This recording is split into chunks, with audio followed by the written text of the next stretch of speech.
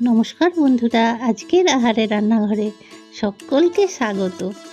ছোট্ট এই চ্যানেলটিকে লাইক, শেয়ার ও সাবস্ক্রাইব করে আমার পাশে থাকার অনুরোধ জানাচ্ছি। আজ নিয়ে এসেছি দারুণ লোভনীয়, বাঙালির খুবই জনপ্রিয় এবং আমার পছন্দের একটা রেসিপি নিয়ে। চলুন তাহলে দেখে নেওয়া যাক আজকের রান্না।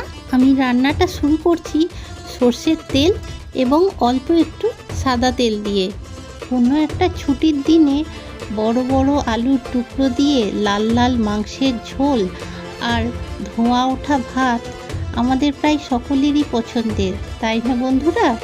আমি এখানে আগে থেকে কেটে রাখা আলুগুলো নুন হলুদ দিয়ে ভেজে তুলে রেখে দেব। আর আলুর টুকরো থেকে ভালো করে জলটা ঝরিয়ে নিতে হবে, অথবা একটু মুছে নিলেও চলবে, যাতে আলুর মধ্যে জল না থাকে।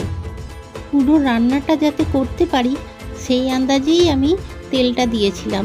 এবার বেঁচে যাওয়া তেলের মধ্যে 1 কেজি 200 গ্রাম মুরগির মাংস ভালো করে পরিষ্কার করে ধুয়ে জল ঝরিয়ে আর কোনো রকম মশলা না দিয়ে সেটা দিয়ে দিয়েছি। নাড়াচাড়া করে নেব।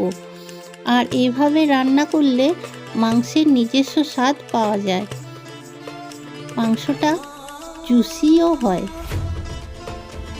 এবার আস্তে আস্তে সব মাংসটা উঠিয়ে অন্য একটি পাত্রে রেখে দেব। আর ওঠানোর সময় একটু তেলগুলো ঝারিয়ে নিচ্ছি, দেখতে পাচ্ছেন নিশ্চয়ই বন্ধুরা।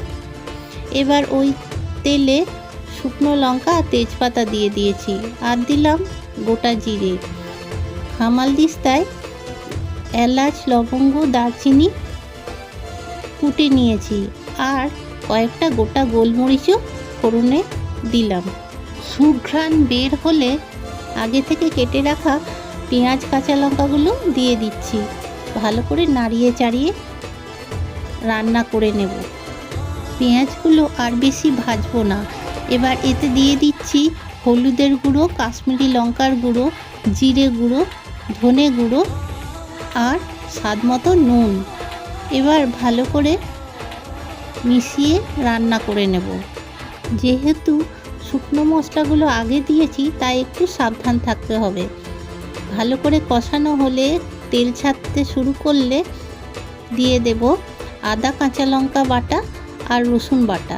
এখানে আদা কাঁচা লঙ্কা বাটাটা কম আছে, সেই তুলনায় রসুন বাটার পরিমাণটা একটু বেশি। আবার ভালো করে কষিয়ে নেব। এখানে মশলা ভাজাটাই আসল, মশলার যেন একটুও কাঁচা গন্ধ না থাকে আর ভালো করে যেন তেল ছাড়তে শুরু করে।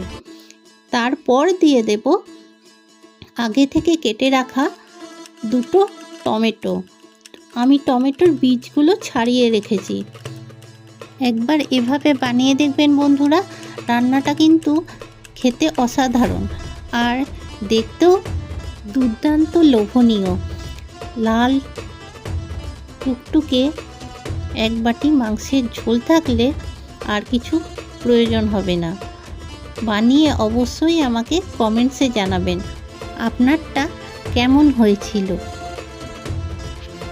আমি আগে থেকে ভেজে রাখা আলু ও মাংসের টুকরোগুলো দিয়ে নাড়তে শুরু করে দিয়েছি, কিন্তু আলুগুলো পুরো সিদ্ধ ছিল না আর মাংসগুলো পুরো সিদ্ধ ছিল না, তাই ওগুলোকে ভালো করে খাওয়ার উপযোগী বানিয়ে নিতে হবে, তাই না?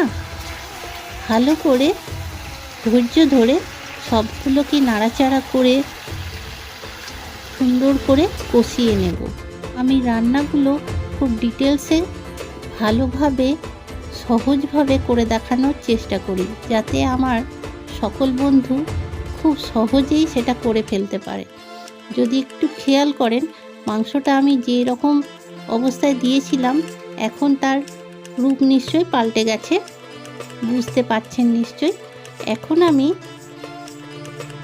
একটা কেটলিতে গরম জল করে সেই গরম জলটা দিয়ে দিয়েছি, আর ভালো করে মাংসের পিসগুলো বা আলুগুলো তাতে ডুবিয়ে দেওয়ার চেষ্টা করছি। কটা কাঁচা লঙ্কাও দিয়ে দিয়েছি। এতে ফ্লেভারটা ভালো হয়। এমনই অনেক নিত্য নতুন রেসিপির জন্য চ্যানেলটি সাবস্ক্রাইব করে আমার পাশে থাকবেন বন্ধুরা। আমি এখানে গরম মশলা দিয়ে দিয়েছি, আর মাংসটা আর আলুটা যাতে সুসিদ্ধ হয় সেই মতো রান্না করে নেব। তখন আমার সাথে থাকার জন্য অনেক ধন্যবাদ বন্ধুরা। স্বাস্থ্যকর আহারে সুস্থ থাকুন। আবার চলে আসবো অন্য কোনো দিন অন্য কোনো দারুণ সুস্বাদু রেসিপির সাথে।